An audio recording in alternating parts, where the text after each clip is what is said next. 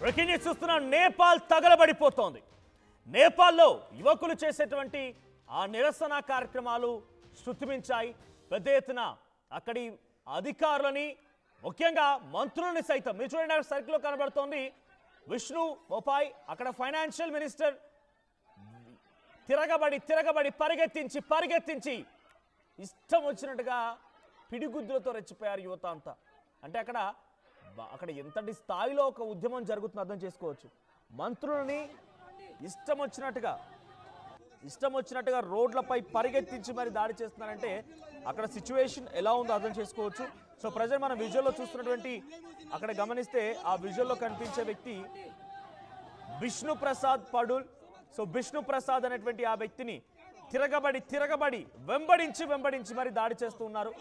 So అక్కడ విజువల్లో మీరు గమనిస్తూ ఉంటే పిడిగుద్దులతో రెచ్చిపోయారు. తీవ్రంగా రక్తం గారుతోంది. ఆ తల పగిలిపోయింది, ముక్కు పగిలిపోయింది. సో ఇది ఒకటే కాదు, చాలా చోట్ల ఇదే పరిస్థితి.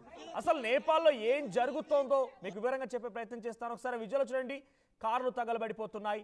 కార్లే కాదు, ఏకంగా ప్రధాని, అధ్యక్షుడు, పార్లమెంటు, సుప్రీంకోర్టు అన్ని భవనాల్ని తగలబెట్టేస్తున్నారు. ఎక్కడికక్కడ నిరసన వ్యక్తం అవుతుంది. చూడండి, ప్రతి చోట అక్కడ అగ్నికిలలు ఎగిసిపడడం మనం చూస్తూ ఉన్నాం. ఎక్కడ చూసినా కూడా అక్కడ ప్రధాని ఏ తేడా లేకుండా, వాడు వీడని తేడా లేకుండా, ఎవరిని వదిలిపెట్టకుండా వాళ్ళ ఇండ్లకి నిప్పంటిస్తున్నారు, పరుగులు పెట్టిస్తున్నారు. ప్రస్తుతానికి నేపాల్లో ఆర్మీ పాలన కొనసాగుతోంది. ఆర్మీ టేక్ ఓవర్ చేసింది. సో ఆర్మీ మొత్తాన్ని కూడా నేపాల్ కంట్రోల్లో తీసుకొచ్చుకుంది. సో అసలు కారణం ఏంటి? ఎందుకు ఈ స్థాయిలో ఇంతలా జరగాల్సి వచ్చింది? ఏకంగా అక్కడి ప్రధాని కేపీ శర్మ కూడా రాజీనామా చేశారంటే ఎందుకు ఇంత తీవ్ర స్థాయిలో అంతా జరగాల్సి వచ్చిందని మనం చూసుకుంటే కనుక కేపీ శర్మ ఏం చేశారు, ఎందుకు ఈ ధర్నాలు జరుగుతున్నాయి, ఎందుకు ఈ రకంగా ఉద్రిక్తత తలెత్తిందని అంటే కనుక మొత్తం నేపాల్ ఉన్నటువంటి కేపీ శర్మ ఒలి ఆయన ప్రభుత్వం అంతా అవినీతిలో కూరుకుపోయింది, అవినీతిలో నిండిపోయింది. అవినీతిలో కూరుకుపోయినటువంటి ఈ ప్రభుత్వం పైన కొన్ని రోజులుగా సోషల్ మీడియా వ్యాప్తంగా నిరసన గలం వ్యక్తమవుతోంది. ఎక్కడ చూసినా నిరసన వ్యక్తం చేస్తున్నారు. అందరూ కూడా ఐక్యమత్యంగా ముందుకు వెళ్ళాలి, ప్రభుత్వాన్ని ఎదిరించాలనుకుంటున్నారు. యువతకి ఉద్యోగ అవకాశాలు లేవు, యువతంతా పెడదారిని పడుతోంది. చదువుకున్న వారికి చదువుకున్నట్టుగానే మిగిలిపోతున్నారు. ఉద్యోగ అవకాశాలు లేవు, వ్యాపారం చేసుకుందామంటే అవకాశం లేదు. సో ఎటు చూసినా ఒక విపత్కర పరిస్థితి ఉంది. కాబట్టి కొన్ని రోజులుగా సోషల్ మీడియా వ్యాప్తంగా ఫేస్బుక్, యూట్యూబ్, ట్విట్టర్, ఇతరత్ర వాట్సాప్ ద్వారా తమ నిరసన గలాన్ని, తమకున్నటువంటి వ్యతిరేకతని కనబరుస్తున్నారు యువత అంతా కూడా.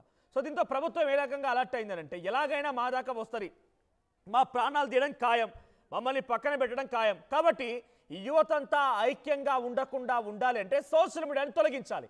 కాబట్టి ఒక నియంత్రణ పెట్టుకొచ్చారు. ఆగస్ట్ 29లోగా ఆ సోషల్ మీడియా ప్రతినిధి, ఉదాహరణకి ఫేస్బుక్ ఉన్నా, యూట్యూబ్ ఉన్నా, ఇతరత్ర సోషల్ మీడియా సైట్స్ ఉన్నా, వాళ్ళంతా కలిసి మీరు ప్రభుత్వం దగ్గరికి వచ్చి రిజిస్ట్రేషన్ చేసుకోండి. మీరు రిజిస్ట్రేషన్ చేసుకోవడంతో పాటుగా ఒక ప్రతినిధిని ఇక్కడ పెట్టండి.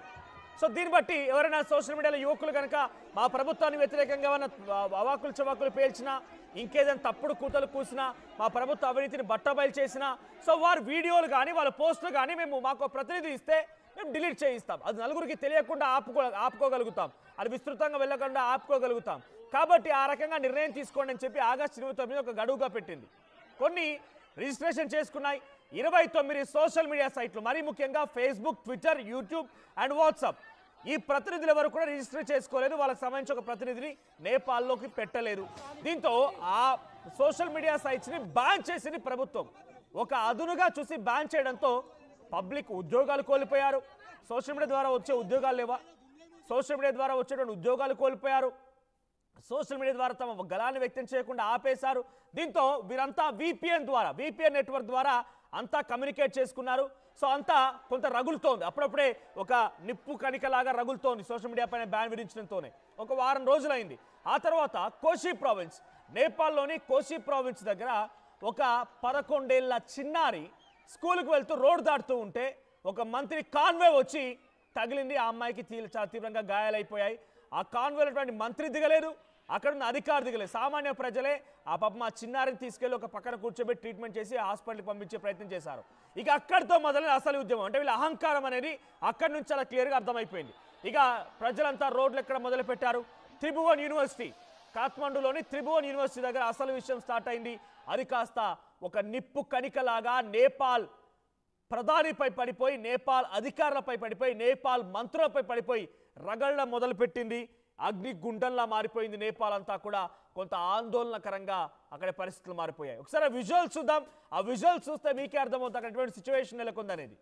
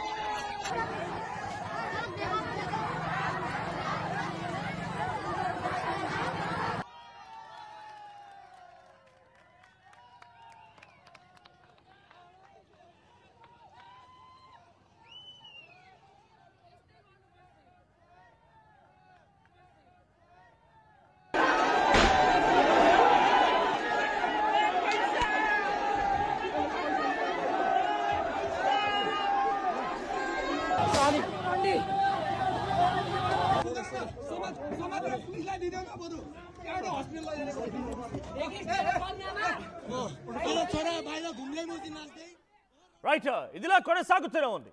సో దీంతో సోషల్ మీడియా బ్యాన్ పైన యువకులంతా రోడ్ ఎక్కడంతో పోలీసుల్ని తమకు భద్రతా బలగాలు ఉపయోగించి 20 మంది యువకులని హతమార్చారు. 20 మంది యువకులను హతమార్చి కొన్ని వేలాది మందిని గాయాల పాలు చేసి ఆసుపత్రి పాలు చేశారు. దీంతో ఇక్కడితో ఉద్యమం ఆగలేదు. పార్లమెంట్ భవనాన్ని చుట్టుముట్టారు, పార్లమెంట్ భవనాన్ని తగలబెట్టారు, హైకోర్టు భవనాన్ని, సుప్రీంకోర్టు భవనాన్ని తగలబెట్టారు. ఒకటి కాదు, రెండు కాదు, ప్రభుత్వ భవనాల్ని, ప్రభుత్వ రంగ సంస్థల్ని, మరీ ముఖ్యంగా మంత్రుల నివాసాన్ని, ప్రధాని యొక్క నివాసాన్ని చుట్టుముట్టి నిప్పంటించారు. ఒక ఉద్యమం రగులుతోంది. ప్రధాని ఓలీ మంత్రులు కూడా రాజీనామా చేసే పరిస్థితి వచ్చింది. బ్యాన్ని ఎత్తేశారు. బ్యాన్ని ఎత్తేసినా కూడా ఇంకా ఉద్యమం ఆగలేదు. కేవలం సోషల్ మీడియా బ్యానే ప్రధాన కారణం కాదు. నిరుద్యోగ సమస్య, అవినీతిలో కూరుకుపోవడాలు, వారి కుటుంబాలు, వారి పిల్లలు, వారే అంతా కూడా ప్రభుత్వ ఉద్యోగాల్లోకి రావడాలు, మిగిలినటువంటి వారిని పట్టించుకోపోవడాలు, సామాన్య ప్రజల ఊసే ఎత్తకపోవడాలు, ఇవన్నీ కూడా ఆందోళనకు గురి చేశాయి. దీంతో ప్రధాని ఓలీ నివాసాన్ని తగలబెడితే ఆర్మీ ఆయన రక్షించి కాపాడి సురక్షితంగా బయటికి తీసుకురాగలిగింది. కానీ ఆయన భార్యపై దాడి జరిగింది. మంటల్లో మరో మాజీ ప్రధాని భార్య కూడా మంటల్లో కాలి బూడిదైపోయింది. నేపాల్ మాజీ ప్రధాని భార్యని కూడా నిప్పంటించి తగలబెట్టారు. ఆ స్థాయిలో ఒక ఉద్యమం జరుగుతోంది. మంత్రిని బట్టలిప్పించి నడి రోడ్డు పైన పరిగెత్తించుకుంటూ కొట్టారు. కుక్కను కొట్టినట్టుగా పిడుగుద్దులతో యువత ఆ మంత్రిపై కొడుతూ రిచ్చిపోయారు. విష్ణు ప్రసాద్ పాండ్యుల్, సో ఆయనని దాడి చేసి చుక్కలు చూపించారని చెప్పారు. రోడ్డు పైన తంతు కొడుతూ బట్టలు తీసి పరిగెత్తించారు. ప్రస్తుతానికి అక్కడ నేపాల్ దేశం మొత్తం కూడా ఆర్మీ పాలనకు వెళ్ళిపోయింది, ఆర్మీ చేతులకు వెళ్ళిపోయింది. ఉద్రిక్తత పరిస్థితుల నేపథ్యంలో భారత్ కూడా అలర్ట్ అయింది. కొంతమంది అక్కడ భారతదేశ ప్రజలు ఎవరైనా ఉన్నా భారత్లోకి అక్రమంగా చొరబడాలని ఆలోచన చేసినా సిద్ధంగా ఉండాలి. కాబట్టి మన భారత ప్రభుత్వం, భారత ఆర్మీ కూడా అలర్ట్ అయిపోయింది. ఉద్రిక్తత పరిస్థితి నేపథ్యంలో భారత ప్రభుత్వం చాలా అలర్ట్గా ఉండింది. సో మనం విజువల్లో చూస్తుంటే అవన్నీ కూడా పార్లమెంట్ భవనాన్ని నిప్పంటించారు. పార్లమెంట్ భవనం పూర్తిగా కూడా కాలి బూడిదైపోయింది. కోర్టు భవనాన్ని నిప్పంటించారు. ప్రధాని నివాసానికి నిప్పంటించారు. ఇలా ఒకటి కాదు, రెండు కాదు, చాలా సంఘటనలు ఉన్నాయి. ఒకసారి దేశ విదేశాల్లో ఇదే మాదిరిగా దేశాల్లో ఆందోళన రేకెత్తించిన పరిస్థితులు కానివ్వండి, ఆందోళన జరిగిన సంఘటనలు కానివ్వండి, అక్కడి నుంచి దేశం వదిలి పారిపోయేటువంటి ప్రధానులు, దేశం వదిలి పారిపోయే అధ్యక్షులు, వాళ్ళకి సంబంధించి లిస్ట్ చూస్తే దాంట్లో మొదటి పేరు మనకు ప్రధానంగా వినిపించేది షేక్ హసీనా.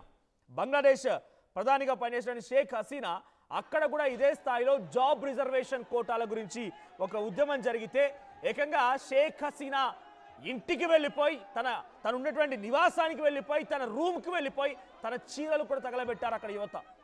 షేక్ హసీనా 2024లో తన ప్రాణాలని కాపాడుకోవడం కోసం అక్కడి నుంచి పరుగులు తీసి భారతదేశానికి ఎంట్రీ ఇచ్చింది.